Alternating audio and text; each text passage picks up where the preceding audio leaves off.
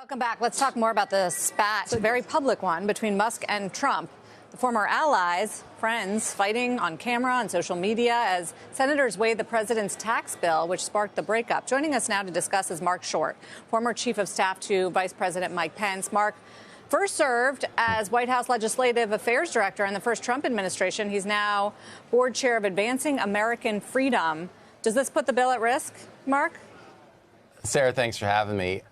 Look, I don't think it helps the bill. The reality is that the House passed it by one vote, 215 to 214. So any sort of water that it takes on is unhelpful. And I think that, Elon put a lot of money into the election in 2024. And so if there's a threat that that's considered a factor for some members of 26, it doesn't help. Having said that, I still think that ultimately this bill passes. I think the threat of a $4.5 trillion tax increase has always been the driver here and still remains the biggest driver that'll compel Republicans to actually pass the extension of tax relief from 2017. So do you think, Musk has more to lose than Trump? That was sort of the market's first take. I think that's probably true. I think that's probably true, but I don't think it's helpful for either side. And I don't think it's helpful for the party to have this distraction when this is the president's largest legislative, vehicle for this year, and really the only legislative vehicle for this year. And so having this battle play out right now is certainly not productive or helpful to the cause. No, it's helping Democrats. They're practically celebrating. Yeah.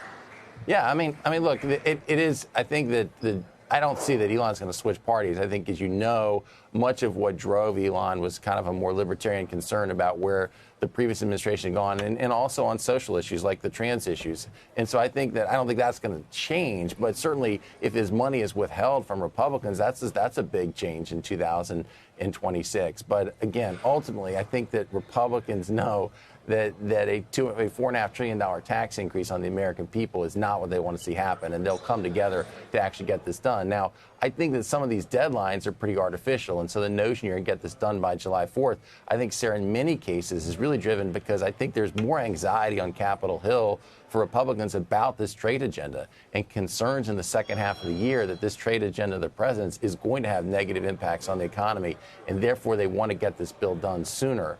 But if it misses a July 4th deadline, it's not like it's the end of the world. They really have until the end of the year to complete this, and I think ultimately they will. So if you were giving advice to either side, to Trump or Musk, what would it be, Marc, in terms of this current feud? Given neither one of them backed down, and they both can be quite vindictive.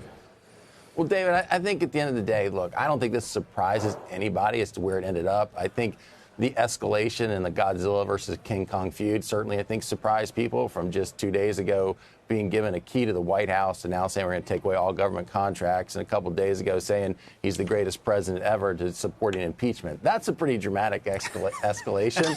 Yes, it is. But I think at the end of the day, it's probably best that they both put their phones down and stop tweeting at each other. I think that's probably what's best for the cause here. Marc, is there precedent for the president to look past this kind of quote-unquote disloyalty?